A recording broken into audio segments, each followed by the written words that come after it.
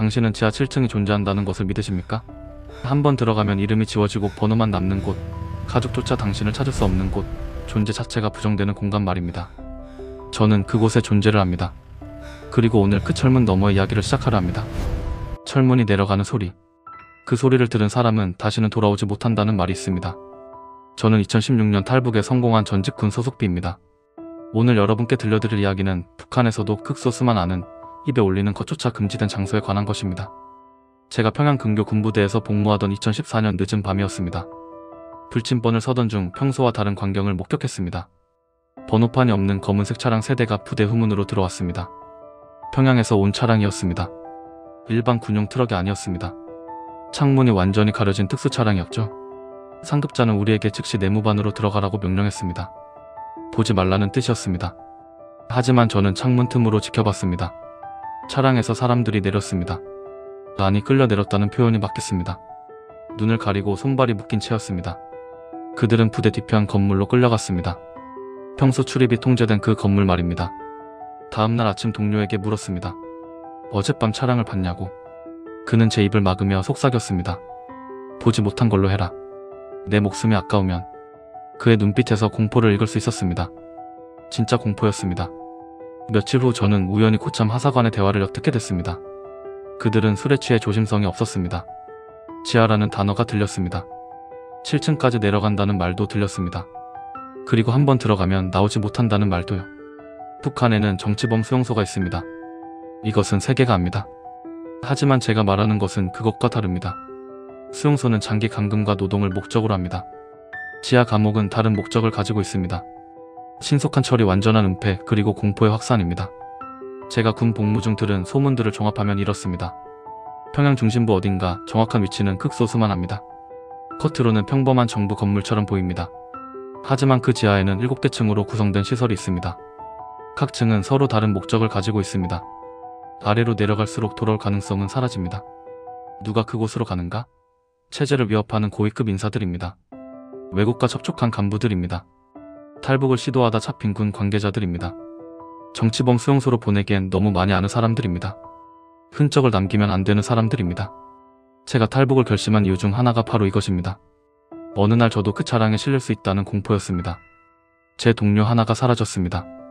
어느 날 갑자기 그냥 없어졌습니다. 부대에서는 그의 이름을 언급하지 말라는 지시가 내려왔습니다. 마치 처음부터 존재하지 않았던 사람처럼요. 밤마다 저는 그 철문 소리를 상상했습니다. 무겁게 내려가는 철문, 그 아래 펼쳐질 어둠, 그리고 다시는 햇빛을 보지 못할 운명. 지하 깊은 곳에서 들리는 비명 소리까지요. 악몽이었습니다. 깨어있을 때도 계속되는 악몽이었습니다. 지금부터 여러분께 들려드릴 이야기는 제가 직접 경험한 것은 아닙니다. 하지만 탈북 후 만난 전직 보위부 요원, 전직 군 간부들의 증언을 모은 것입니다. 그들은 모두 같은 이야기를 했습니다. 세부 사항까지 일치하는 증언이었습니다. 거짓말이라고 하기엔 너무 구체적이고 일관된 내용이었습니다. 어쩌면 여러분은 이것을 믿지 않을 수도 있습니다. 21세기에 이런 일이 가능하냐고 물을 수도 있습니다. 하지만 북한은 여전히 그곳에 있습니다. 세계의 시선이 닿지 않는 곳에서 여전히 작동하고 있습니다. 철문이 열리는 소리. 그 소리는 오늘도 어딘가에서 울려 퍼지고 있습니다. 누군가의 마지막 자유로운 순간을 알리는 소리로요. 이제 그 철문 너머의 세계로 들어가 보겠습니다. 지하 1층부터 시작해서 존재 자체가 부정되는 7층까지 그 어둠 속으로 함께 내려가 보시겠습니까? 철문이 열립니다. 당신은 지하 1층으로 내려갑니다. 여기서부터 당신의 이름은 중요하지 않습니다. 당신은 이제 숫자입니다. 신문 대상 번호일 뿐입니다. 전직 보위부 출신 K의 증언입니다. 그는 2015년 탈북했습니다. 지하 1층과 2층에서 근무한 경험이 있습니다. 그의 말에 따르면 2층은 초신문 구역입니다. 아직 사람으로 취급받습니다. 반쯤은요. 지하 1층에 도착하면 먼저 소지품을 모두 압수당합니다. 옷도 갈아입혀집니다. 회색 죄수복입니다. 번호가 새겨진 옷입니다. 그 순간부터 당신의 정체성이 지워지기 시작합니다. 이름 대신 번호로 불립니다. 234번 혹은 567번, 당신은 이제 그런 존재입니다. 첫 신문은 비교적 온건합니다. K의 표현을 빌리자면 예의를 차리는 단계라고 했습니다. 신문관은 책상 넘어 앉아 질문합니다. 당신은 누구를 만났습니까? 무슨 대화를 나눴습니까? 누가 당신에게 지시했습니까? 외국과 접촉했습니까? 반당 반혁명 사상을 품었습니까? 대부분 처음에는 부인합니다. K는 말했습니다. 모두 똑같은 반응을 보인다고요. 억울함을 호소합니다. 오해라고 말합니다. 충성스러운 인민이라고 주장합니다. 하지만 여기까지 온 사람이 오해로 왔을 리 없습니다. 이미 결정은 내려진 상태입니다. 신문은 하루에 여러 차례 반복됩니다. 잠을 재우지 않습니다. 이 시간 자면 깨웁니다. 다시 신문실로 끌고 갑니다. 똑같은 질문을 합니다. 대답이 조금이라도 달라지면 거짓말쟁이라고 합니다. 폭력이 시작됩니다. 지하 1층의 폭력은 아직 통제된 수준입니다. K의 말로는 정보 추출용이라고 했습니다. 죽이려는 게 아닙니다. 말을 하게 만드는 게 목적입니다. 주먹과 발길질 몽둥이질이 기본입니다. 뼈가 부러지지 않을 정도로 때립니다. 의식을 잃지 않을 정도로 고통을 줍니다. 물고문도 있습니다. 얼굴에 젖은 천을 덮고 물을 붓습니다. 숨을 쉴 수 없습니다. 익사하는 것 같은 공포를 느낍니다. 하지만 죽지는 않습니다. 의료진이 대기하고 있습니다. 죽기 직전에 중단합니다. 숨을 돌리게 합니다. 그리고 다시 시작합니다. 전기고문도 사용됩니다. 손가락과 발가락에 전선을 연결합니다. 전류를 흘려보냅니다. 온몸이 경련합니다. 비명을 지릅니다. 하지만 아무도 듣지 못합니다. 이곳은 지하입니다. 방음이 완벽합니다. 당신의 비명은 이 벽 안에서만 울립니다. K는 말했습니다. 가장 무서운 것은 고문 그 자체가 아니라고요. 끝이 보이지 않는다는 사실이라고 했습니다. 언제까지 계속될지 모릅니다. 언제 끝날지 모릅니다. 어떻게 하면 끝날지도 모릅니다. 자백해도 끝나지 않습니다. 더 많은 것을 요구합니다. 공범을 대라고 합니다. 배후를 말하라고 합니다. 지하 2층은 1층보다 더 체계적입니다. 여기서는 자백 내용을 문서화합니다. 녹음도 합니다. 영상 촬영도 합니다. 당신의 자백이 기록으로 남습니다. 이것이 당신을 처형할 근거가 됩니다. 법적 근거라고 할 수는 없지만 형식적 근거는 됩니다. 2층에는 특별신문실이 있습니다. K는 그곳을 실험실이라고 불렀습니다. 새로운 신문 기법을 시험하는 곳입니다. 약물을 사용합니다. 자백을 유도하는 약물입니다. 의식을 흐리게 만듭니다. 진실을 말하게 만든다고 합니다. K는 그 약물의 정확한 이름을 몰랐습니다. 중국이나 러시아에서 들여온다고만 들었습니다. 약물 투여 후 신문을 받으면 대부분 무너집니다. 자신이 무슨 말을 하는지도 모릅니다. 하지 않은 일도 했다고 합니다. 알지 못하는 사람 이름도 됩니다. K는 말했습니다. 그래서 2층을 거친 자백은 신뢰할 수 없다고요. 하지만 신뢰성은 중요하지 않습니다. 자백 자체가 중요합니다. 지하 1층과 2층을 거치는 기간은 보통 2주에서 한 달입니다. 이 기간 동안 당신은 충분히 부서집니다. 육체적으로 정신적으로 무너집니다. 저항할 힘을 잃습니다. 이제 당신은 분류됩니다. 일부는 풀려납니다. 놀라운 일입니다. 하지만 실제로 있는 일입니다. K의 말로는 10명 중 1명 정도라고 했습니다. 이들은 정보 가치가 없다고 판단된 사람들입니다. 혹은 겁을 주는 것만으로 충분하다고 판단된 경우입니다. 풀려난 후 이들은 완벽한 감시 대상이 됩니다. 평생 보이부의 눈과 귀 아래서 살아갑니다. 나머지는 더 깊이 내려갑니다. 지하 3층으로 4층으로 더 깊은 어둠 속으로 내려갑니다. K는 3층 아래로는 가본 적이 없습니다. 그곳은 그의 권한 밖이었습니다. 하지만 그는 알고 있었습니다. 3층 아래로 내려간 사람은 돌아오지 않는다는 것을요. K는 탈북 후에도 악몽을 꿉니다. 그가 신문했던 사람들의 얼굴이 나타납니다. 그들의 비명소리가 들립니다. 그는 말했습니다. 자신도 피해자라고 생각하고 싶지만 동시에 가해자였다고요. 그 죄책감이 그를 평생 따라다닐 것이라고 했습니다. 지하 2층을 나서면 당신 앞에는 2개의 문이 있습니다. 하나는 위로 올라가는 문입니다. 다른 하나는 더 깊이 내려가는 문입니다. 대부분은 아래로 향하는 문을 통과합니다. 그 문 너머에는 무엇이 있을까요? 지하 3층으로 내려가는 엘리베이터는 다릅니다. 1층에서 2층으로 갈 때와는 분위기가 다릅니다. 경비가 삼엄합니다. 특수 보이부 요원만 접근할 수 있습니다. 일반 군인은 2층의 존재조차 모릅니다. 전직 보이부 중령 출신 L의 증언입니다. 그는 2017년 탈북했습니다. 지하 3층 관리 업무를 담당했습니다. 그의 첫 마디가 기억에 남습니다. 3층부터는 인간이 아니라 물건을 다루는 기분이었다고요. 지하 3층에 들어서면 가장 먼저 보이는 것이 있습니다. 거대한 소각로입니다. L의 말로는 모든 문서를 태우는 곳이라고 했습니다. 신분증, 경력서, 가족관계 증명서, 모든 기록이 이곳에서 제거됩니다. 당신은 공식적으로 사라집니다. 기록에서 지워집니다. 3층 관리 책임자는 매일 아침 명단을 받습니다. 새로 도착한 죄수들의 명단입니다. 그 명단에는 이름이 없습니다. 이미 번호로만 표시됩니다. 그의 임무는 간단합니다. 그 번호에 해당하는 모든 문서를 찾아 소각하는 것입니다. L은 말했습니다. 처음에는 죄책감을 느꼈다고요. 이것이 누군가의 인생을 지우는 일이라는 것을 알았습니다. 하지만 시간이 지나면서 감정이 무뎌졌다고 합니다. 하루에 수십 명의 기록을 태웁니다. 매일 반복되는 일입니다. 일상이 됩니다. 무감각해집니다. 지하 3층에는 특별한 방들이 있습니다. 고립실입니다. 1인용 독방입니다. 크기는 2평 남짓합니다. 화장실도 없습니다. 구석에 양동이 하나가 전부입니다. 창문도 없습니다. 환기구도 막혀 있습니다.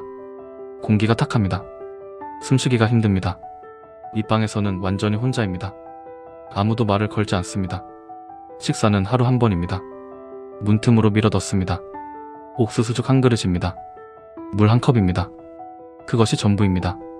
생존에 필요한 최소한입니다. 엘의 말로는 3층의 목적이 명확합니다. 존재를 지우는 것입니다. 물리적으로 죽이는 것이 아닙니다. 사회적으로 죽이는 것입니다.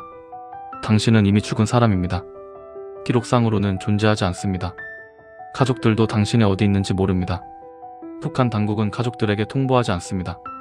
갑자기 사라진 것처럼 보입니다. 가족들이 수소문해도 답을 얻지 못합니다. 보위부는 모른다고 합니다. 군대는 기록이 없다고 합니다.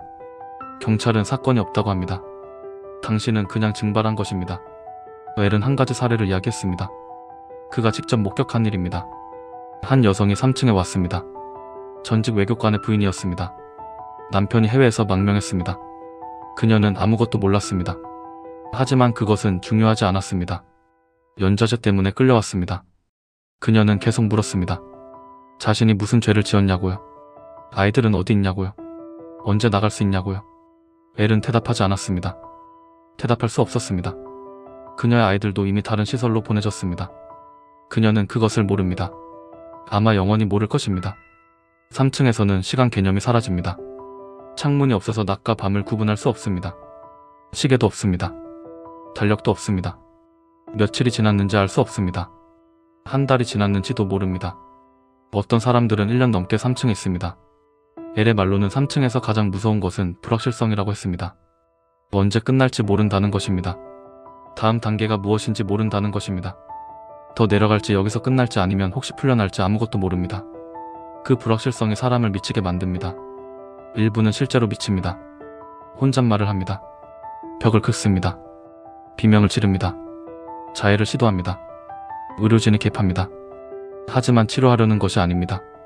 죽지 않을 정도로만 관리합니다. 완전히 미치지도 않고 완전히 죽지도 않는 상태로 유지합니다. 엘은 3층에서 1년간 근무했습니다. 그 기간 동안 수백 명을 팠습니다. 그중 살아서 나간 사람을 본 적이 없습니다. 위층으로 돌아간 사람은 없었습니다. 모두 아래층으로 내려갔습니다. 혹은 3층에서 생을 마감했습니다. 가끔 시신이 나갑니다. 3층에서 죽은 사람들입니다. 그 시신은 어디로 갈까요? 엘은 정확히 모릅니다.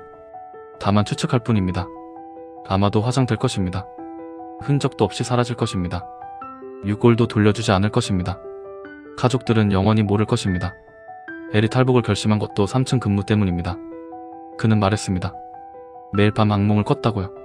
자신이 3층의 독방에 갇힌 꿈이었습니다. 어느 날 깨닫게 되었다고 합니다. 자신도 언제든지 저 아래로 내려갈 수 있다는 것을요. 가해자와 피해자의 경계는 종이 한 장 차이라는 것을요. 지하 3층을 나서면 두 개의 출구가 있습니다. 하나는 시신을 운반하는 통로입니다. 다른 하나는 더 깊은 층으로 내려가는 계단입니다. 대부분은 그 계단을 내려갑니다. 지하 4층으로 그곳에는 무엇이 기다리고 있을까요? 지하 4층은 다릅니다. 3층까지와는 근본적으로 다릅니다. 여기서부터는 육체적 고통이 목적이 아닙니다. 정신을 파괴하는 것이 목적입니다. 인간을 인간이 아닌 무언가로 만드는 것입니다. 전직 보위부 소자 출신 M의 증언입니다. 그는 2018년 탈북했습니다. 4층 실험 관찰 업무를 맡았습니다. 그는 자신의 역할을 과학자라고 표현했습니다. 인간 행동을 연구하는 과학자, 다만 윤리는 없는 과학자라고요. 지하 4층에 들어서면 폭도가 유난히 조용합니다.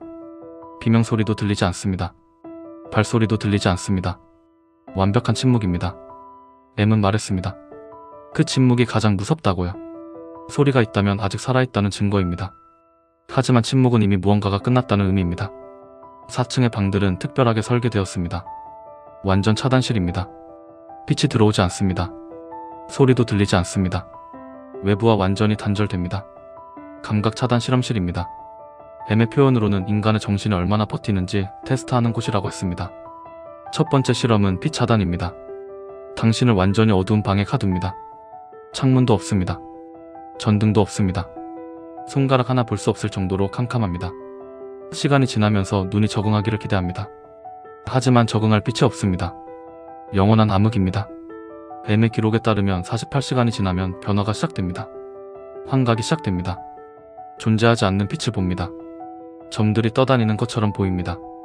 뇌가 빛을 갈구하면서 만들어내는 환상입니다. 72시간이 지나면 방향 감각을 잃습니다. 어디가 위고 어디가 아래인지 구분할 수 없습니다. 일주일이 지나면 시간 개념이 완전히 사라집니다. 1분 1시간 같습니다. 혹은 1시간이 1분 같습니다. 과거와 현재가 뒤섞입니다. 현실과 꿈의 경계가 흐려집니다. 당신은 당신이 누구인지 잊어버리기 시작합니다. 두 번째 실험은 소리 차단입니다. 완전 방음실에 가둡니다. 당신 자신의 숨소리조차 들리지 않습니다. 심장 박동 소리만 들립니다. 많이 들린다고 느낍니다. 실제로는 그것마저 차단됩니다. 완벽한 침묵입니다. M은 말했습니다. 소리 차단 실험이 빛 차단보다 더 빨리 효과가 나타난다고요. 24시간만 지나도 환청이 시작됩니다. 누군가 부르는 소리를 듣습니다. 발소리를 듣습니다. 음악을 듣습니다. 모두 환청입니다. 뇌가 소리를 만들어냅니다. 침묵을 견디지 못해서입니다. 3일이 지나면 대부분 무너집니다. 비명을 지릅니다. 하지만 자신의 비명도 들리지 않습니다. 벽을 두드립니다. 소리를 만들려고 합니다. 하지만 완벽한 방음입니다. 아무 소리도 들리지 않습니다. 자신의 소리를 내고 있는지조차 확신할 수 없습니다. 세 번째 실험은 감각 과부하입니다. 차단이 아니라 과잉입니다. 당신을 매우 밝은 방에 가둡니다. 눈을 뜰 수 없을 정도로 밝습니다. 동시에 큰 소리를 틉니다. 백색 소음입니다. 아무 의미 없는 소리입니다. 하지만 매우 큽니다. 귀를 막아도 소용없습니다. 빛과 소리가 24시간 계속됩니다. 잠을 잘 수 없습니다. 눈을 감아도 밝습니다.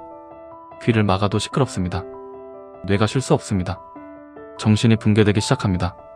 M의 기록에는 평균 5일이면 대부분 정신 이상 증세를 보인다고 적혀 있습니다.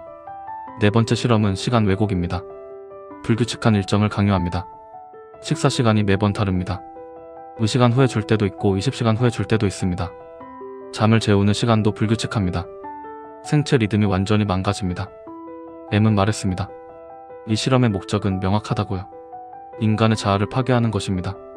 정체성을 무너뜨리는 것입니다. 저항할 의지를 없애는 것입니다. 그리고 그것은 효과가 있었다고 합니다. 4층을 거친 사람들은 완전히 변합니다. 눈빛이 달라집니다. 반응이 달라집니다. M의 표현으로는 껍데기만 남는다고 했습니다. 가끔 외부 인사들이 방문합니다. 평양의 고위 간부들입니다. 그들은 유리창 너머로 관찰합니다. 실험 대상을 구경합니다. M은 그들의 표정을 기억합니다. 호기심 어린 눈빛이었다고 합니다. 마치 동물원에서 동물을 보듯이요. M이 가장 괴로워했던 것은 무력감이었습니다. 그는 의료 전문 교육을 받았습니다. 사람을 치료하는 방법을 배웠습니다. 하지만 4층에서 그는 정반대 일을 했습니다. 사람을 부수는 일을 했습니다. 그는 말했습니다. 매일 밤 손을 씻었다고요. 아무리 씻어도 깨끗해지지 않는 기분이었다고요. 4층에서 얼마나 머무르는가? M의 기록에 따르면 평균 2주에서 한 달입니다. 그 이상 있으면 회복 불가능한 정신 손상이 발생합니다. 체제는 그것을 원하지 않습니다. 아직은요. 아직 사용 가치가 있기 때문입니다. 완전히 부서지기 전에 다음 단계로 이동시킵니다. 다음 단계는 5층입니다. M은 5층에 가본 적이 없습니다. 하지만 소문은 들었습니다. 4층에서 정신을 부순다면 5층에서는 육체를 부순다고 합니다. 그리고 그 과정은 훨씬 더 잔혹하다고 합니다. 지하 5층으로 내려가는 엘리베이터 안에서 냄새를 맡을 수 있습니다. 소독약 냄새와 썩은 냄새가 섞여 있습니다. 죽음에 가까워지고 있다는 신호입니다. 여기서부터는 생존이 아니라 제거가 목적입니다. 전직 특수부대 출신 탈북자피의 증언입니다. 그는 2019년 탈북했습니다. 5층에서 경비 임무를 수행했습니다. 그는 처음 5층에 배치됐을 때를 기억합니다. 상관이 말했습니다. 여기서 내가 지키는 것은 사람이 아니라 쓰레기라고요. 지하 5층은 물 절단실이라고 불립니다. 공식 명칭은 최종 처리 대기실입니다. 하지만 내부에서는 그냥 5층이라고 부릅니다. 이름을 붙이는 것조차 의미 없다는 듯이요. 피는 말했습니다. 5층에 오면 이미 끝났다고요. 시간 문제일 뿐이라고요. 5층의 구조는 독특합니다. 긴 복도가 있고 양쪽으로 방들이 있습니다. 각 방은 10명 정도 수용할 수 있습니다. 침대는 없습니다. 바닥에 그냥 눕습니다. 담요도 없습니다. 겨울에도 난방이 없습니다. 피의 말로는 동사하는 사람들도 있었다고 합니다. 첫 번째 단계는 노동입니다.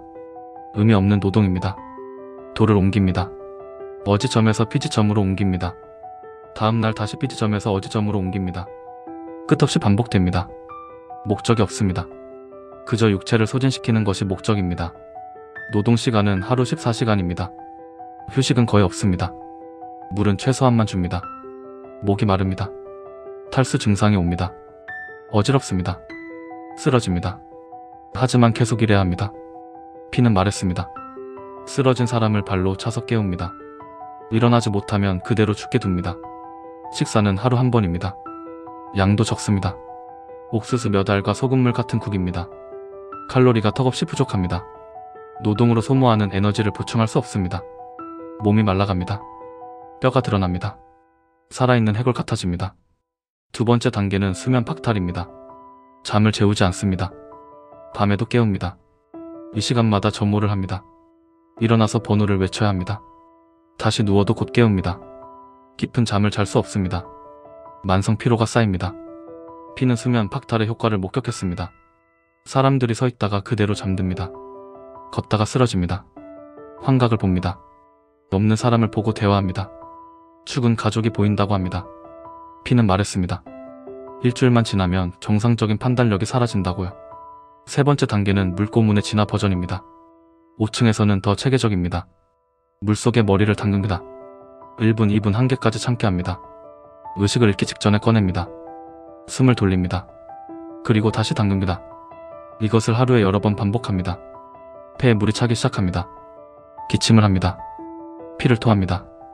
폐렴에 걸립니다. 하지만 치료하지 않습니다. 그대로 둡니다. 자연스럽게 죽기를 기다립니다. 피는 말했습니다. 대부분 2주 안에 죽습니다. 견디는 사람은 거의 없다고요. 네 번째 단계는 심리적 고문입니다. 가족 이야기를 합니다. 당신의 가족이 어떻게 됐는지 알려줍니다. 사실인지 거짓인지 확인할 방법은 없습니다. 하지만 그들은 말합니다. 당신의 아들이 정치범 수용소로 갔다고요. 당신의 딸이 강제 노동을 하고 있다고요. 당신의 부모가 처형됐다고요. 피는 이것을 가장 잔인한 고문이라고 했습니다. 물리적 고통은 견딜 수 있습니다. 하지만 가족에 대한 죄책감은 견딜 수 없습니다. 많은 사람들이 자해를 시도합니다. 스스로 목숨을 끊으려 합니다. 피는 말했습니다. 그것조차 쉽지 않다고요. 감시가 철저하기 때문입니다. 5층에는 특별한 방이 하나 있습니다. 피는 그것을 마지막 방이라고 불렀습니다. 가장 안쪽에 있는 방입니다. 한 번 들어가면 나오지 못하는 방입니다. 그 방에서 무슨 일이 일어나는지 피는 정확히 모릅니다. 하지만 비명소리는 들렸다고 합니다. 그리고 이틀 후면 시신이 나왔다고 합니다. 피가 목격한 것 중 가장 충격적인 것이 있습니다. 한 여성이 5층으로 왔습니다. 그녀는 임신 중이었습니다. 배가 불러 있었습니다. 피는 상관에게 물었습니다. 임산부를 왜 여기 데려오느냐고요. 상관은 웃었습니다. 연좌제의 예외는 없다고 했습니다. 그 여성은 일주일을 버텼습니다. 강제 노동을 했습니다. 임신 중인데도 돌을 옮겼습니다. 그녀는 계속 배를 감싸쥐었습니다. 아기를 보호하려 했습니다. 하지만 8일째 되던 날 유산했습니다. 복도에서 피를 흘렸습니다. 의료진이 왔습니다. 하지만 아기는 살리지 못했습니다. 피는 그 장면을 잊을 수 없다고 했습니다. 5층의 생존율은 매우 낮습니다. 피해 추정으로는 한 달에 10명이 들어오면 40명이 죽습니다. 나머지 10명 중 일부는 6층으로 내려갑니다. 극소수는 5층에서 계속 고통받습니다. 끝이 보이지 않는 고통입니다. 피가 탈북을 결심한 것도 5층 경비 임무 때문입니다. 그는 6개월간 그곳에서 일했습니다. 매일 사람이 죽는 것을 봤습니다. 매일 비명을 들었습니다. 그는 말했습니다. 자신도 언젠가 저곳에 갇힐 것 같았다고요. 가해자와 피해자는 종이 한 장 차이라고 느꼈다고요. 5층을 나서는 방법은 두 가지입니다. 시신으로 나가거나 더 깊이 내려가거나. 6층으로 가는 문은 항상 열려 있습니다. 하지만 아무도 자발적으로 가지 않습니다. 6층이 더 무섭다는 것을 모두 알기 때문입니다. 지하 6층은 금지구역입니다. 일반 경비조차 들어갈 수 없습니다. 특수허가를 받은 최고위급 보위부 요원만 접근 가능합니다. 방호복을 착용해야 들어갈 수 있다는 소문도 있습니다. 이곳은 횟수 불가 구역입니다. 한 번 들어가면 살아나올 수 없는 곳입니다. 전직 보위부 대자 출신 크루의 증언입니다. 그는 2020년 탈북했습니다. 6층 외부 관리 업무를 담당했습니다. 내부에 들어간 적은 없습니다.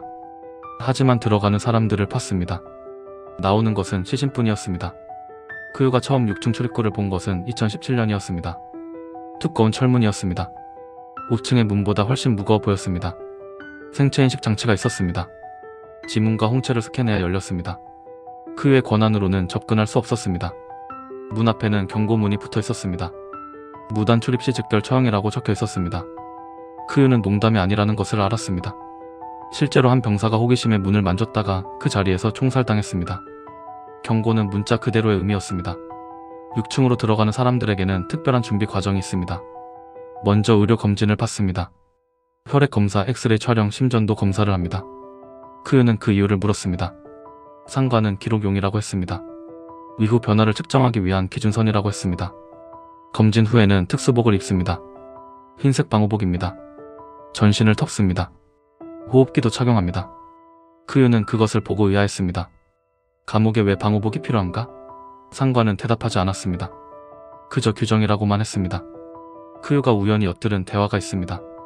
두 고위 간부가 복도에서 이야기하고 있었습니다. 한 명이 말했습니다. 6층의 방사능 수치가 올라갔다고요. 차 폐막을 보강해야 한다고요. 다른 한 명이 답했습니다. 어차피 거기 있는 놈들은 죽을 거라고요. 상관없다고요. 방사능. 크유는 그 단어에 충격받았습니다. 6층에 방사능이 있다는 뜻인가? 그렇다면 왜? 무슨 목적으로? 크유는 더 조사했습니다. 조심스럽게 질문했습니다. 단편적인 정보들을 모았습니다. 그가 알아낸 것은 이렇습니다. 6층에는 특수실험실이 있습니다. 화학물질 실험실입니다. 생물학 실험실입니다. 그리고 방사능 물질을 다루는 구역도 있습니다. 공식적으로는 핵 프로그램 연구시설입니다. 하지만 실제로는 인체 실험장입니다. 그의 말로는 6층에서 여러 종류의 실험이 진행된다고 합니다. 신경가스 노출 실험입니다. 생화학 무기 효과 측정입니다. 방사능 피폭 후 생존기간 관찰입니다. 실험 대상은 당연히 죄수들입니다. 동의는 필요 없습니다. 그들은 이미 사람이 아니니까요. 한 가지 사례를 크유가 전해줬습니다. 2018년 어느 날 6층에서 긴급 호출이 왔습니다. 봉쇄 상황이라고 했습니다. 크유는 외부 경계를 강화하라는 지시를 받았습니다. 무슨 일인지 물었지만 답은 없었습니다. 나중에 소문으로 들었습니다. 실험 중 사고가 있었다고 합니다. 화학물질이 누출됐다고 합니다. 죄수 몇 명이 노출됐습니다. 당연히 죽었습니다. 하지만 문제는 담당 연구원 한 명도 노출됐다는 것입니다. 그도 결국 죽었다고 합니다. 며칠 동안 고통스럽게 죽어갔다고 합니다. 크유는 6층에서 나오는 시신을 본 적이 있습니다. 특수 밀봉 가방에 담겨 나왔습니다. 방사능 표시가 되어 있었습니다. 그 시신은 어디로 갈까요? 크유의 추측으로는 소각될 것입니다. 특수 소각로에서 완전히 재로 만들어질 것입니다. 방사능 폐기물로 처리될 것입니다. 6층의 존재 이유는 무엇일까요? 크유는 몇 가지 가능성을 제시합니다. 첫째, 대량 살상 무기 개발을 위한 인체 실험입니다. 둘째, 생화학전 대비 데이터 수집입니다. 셋째, 단순히 공포 유지 수단입니다. 가장 무서운 것이 있다는 소문 자체가 통제 수단이 됩니다. 크유가 가장 두려워한 것은 우연성이었습니다. 6층은 정치적 죄수만 가는 것이 아닙니다. 실험 대상이 필요하면 누구든 데려옵니다. 하급 간부도 갈 수 있습니다. 일반 병사도 갈 수 있습니다. 필요한 조건만 맞으면 됩니다. 나이, 성별, 건강 상태 등입니다. 크유는 동료 한 명을 잃었습니다. 같은 부서에서 일하던 대위였습니다. 어느 날 갑자기 사라졌습니다. 나중에 소문으로 들었습니다. 그가 6층 실험 대상으로 선발됐다고 합니다. 이유는 불분명했습니다. 아마도 누군가를 불쾌하게 했거나 정치적으로 잘못 말했거나 그런 것이었을 겁니다. 크유는 그때 깨달았습니다. 자신도 안전하지 않다는 것을요. 가해자 위치에 있다고 해서 보호받는 것은 아니라는 것을요. 체제는 필요하면 누구든 소모품으로 만든다는 것을요. 그래서 탈북을 결심했습니다. 위험을 무릅쓰고 탈출했습니다. 6층 아래에는 무엇이 있을까요? 7층입니다. 크유는 7층에 대해 거의 아는 것이 없습니다. 다만 이것만은 확실합니다. 7층은 존재 자체가 금지된 곳이라는 것입니다. 지도에도 없는 곳입니다. 최고위 급조차 함부로 말할 수 없는 곳입니다. 지하 7층. 이것은 존재하지 않습니다. 공식적으로는 그렇습니다. 건축 설계도에도 없습니다.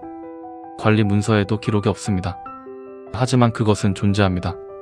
극소수만 아는 비밀 공간으로 존재합니다. 전직 최고위급 보위부 상자 출신 아의 증언입니다. 그는 2021년 탈북했습니다. 그는 7층의 존재를 확인한 몇 안 되는 사람입니다. 직접 들어가 본 적은 없습니다. 하지만 출입구를 봤습니다. 그리고 들어가는 사람을 봤습니다. 아이 7층의 존재를 처음 알게 된 것은 우연이었습니다.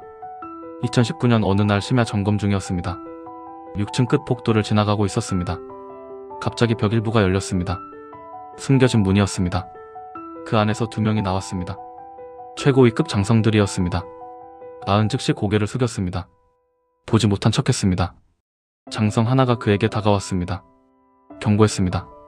본 것을 잊으라고 했습니다. 말하면 너도 저 아래로 간다고 했습니다. 아은 알았다고 대답했습니다.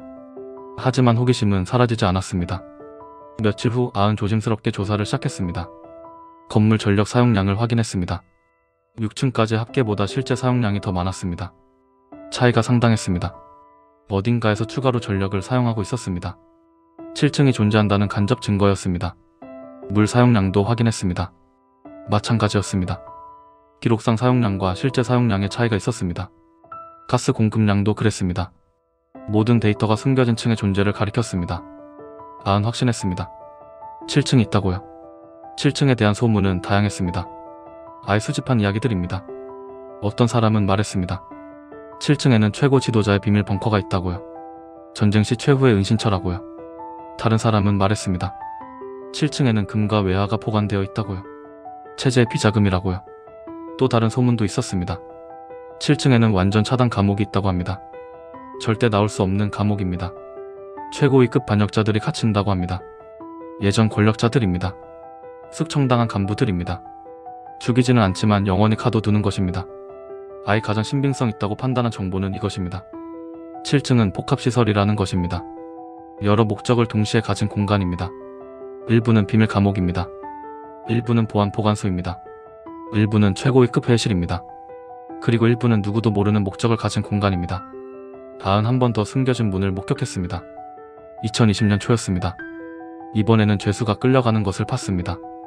눈을 가리고 있었습니다. 손발이 묶여 있었습니다. 2명의 특수경호원이 그를 끌고 갔습니다. 문이 열렸습니다. 그들이 들어갔습니다. 문이 닫혔습니다. 아은 그 죄수가 누구인지 알아보려 했습니다.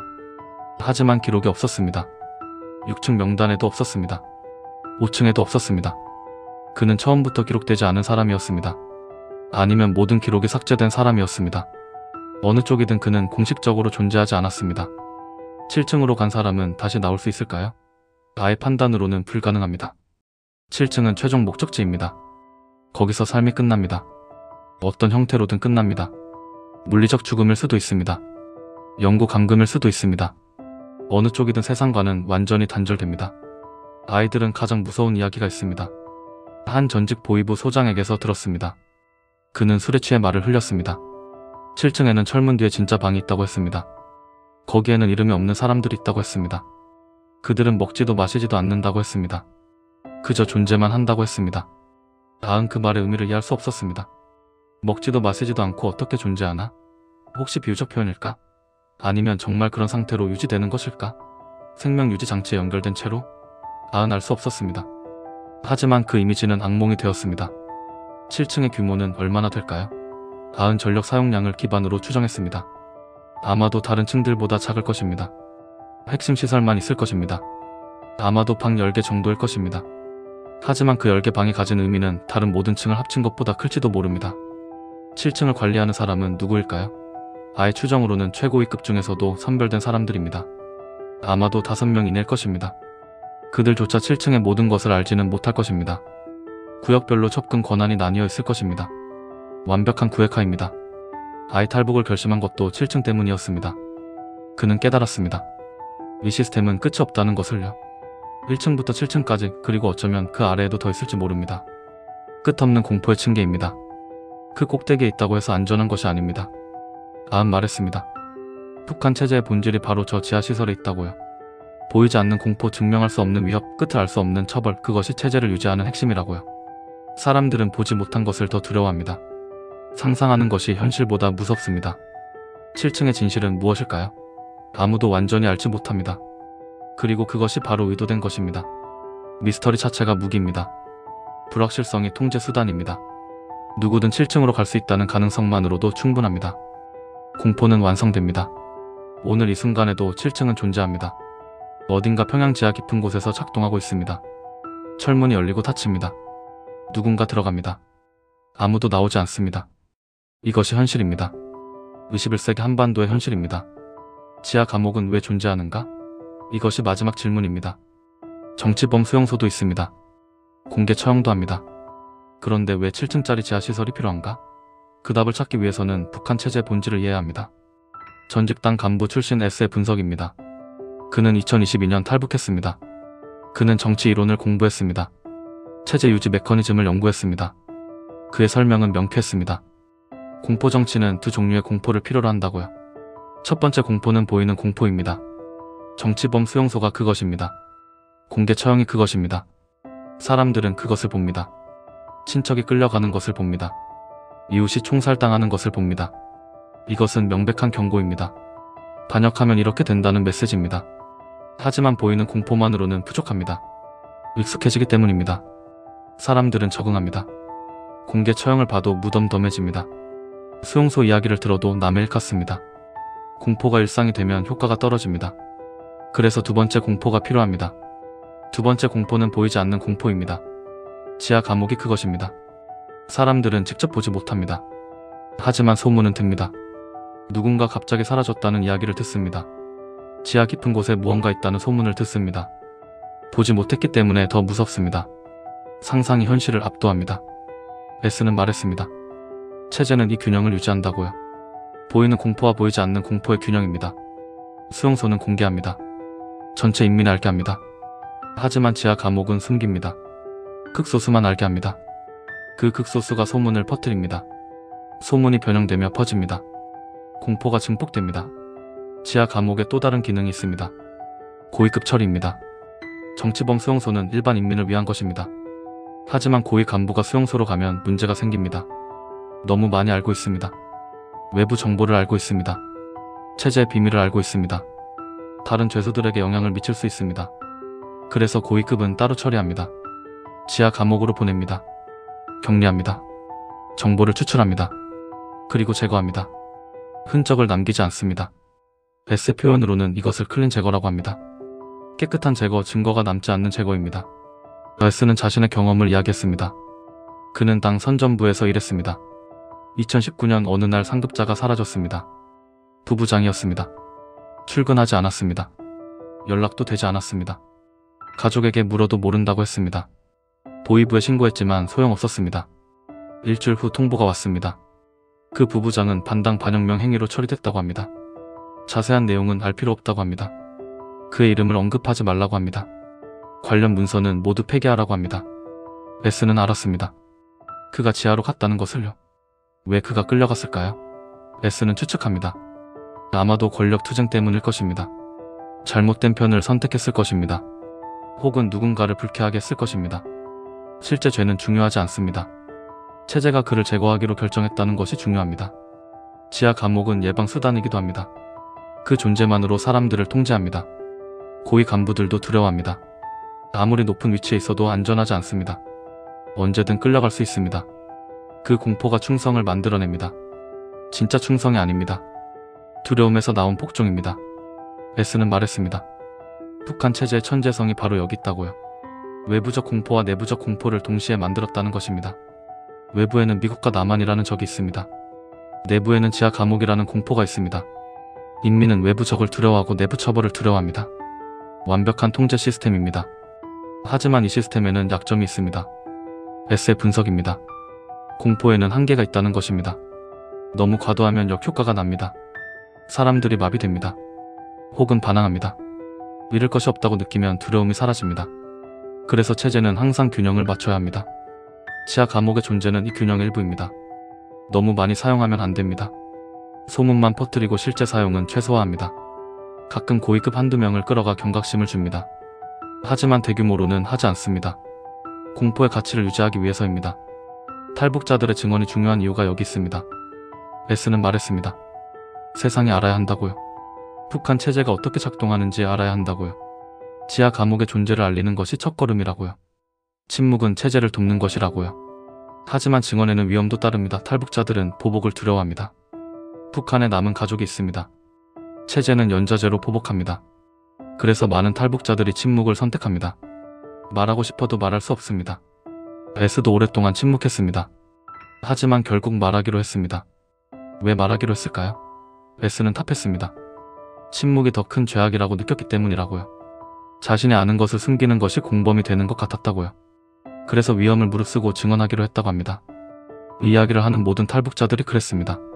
지하 감옥은 오늘도 운영되고 있습니다. 이 순간에도 누군가 끌려가고 있을 것입니다. 철문이 열리고 닫히고 있을 것입니다. 비명이 들리지 않는 곳에서 울리고 있을 것입니다. 이것은 과거가 아닙니다. 현재 진행형입니다. 우리는 무엇을 할 수 있을까요? S는 말했습니다. 먼저 알아야 한다고요. 무관심이 가장 큰 적이라고요. 그 다음은 말해야 한다고요. 침묵하지 말아야 한다고요. 그리고 압박해야 한다고요. 국제사회가 북한 인권 문제를 계속 제기해야 한다고요. 변화가 가능할까요? S는 조심스럽게 희망을 이야기했습니다. 체제는 영원하지 않다고요. 역사가 증명한다고요. 아무리 강력한 독재 체제도 결국 무너진다고요. 소련이 그랬고 동독이 그랬다고요. 언젠가 북한도 그럴 것이라고 믿는다고 했습니다. 그날이 오면 지하 감옥의 문이 열릴 것입니다. 7층까지 모든 문이 열릴 것입니다. 그곳에 무엇이 있는지 세상이 알게 될 것입니다. 그리고 책임자들이 심판받을 것입니다. S는 그날을 기다린다고 했습니다. 그날까지 증언을 멈추지 않겠다고 했습니다. 이것이 지하 7층의 이야기였습니다. 믿기 힘든 이야기일 수 있습니다. 하지만 여러 증언이 일치합니다. 너무 구체적이고 일관됩니다. 거짓이라고 하기엔 너무 상세합니다. 이것은 일어나고 있는 일입니다. 지금 이 순간 한반도 북쪽 어딘가에서 일어나고 있는 일입니다. 철문이 열리는 소리. 그 소리가 멈추는 날까지 우리는 말해야 합니다. 기억해야 합니다. 그리고 행동해야 합니다. 이것이 제가 그리고 모든 탈북자들의 이야기를 전하는 이유입니다. 감사합니다.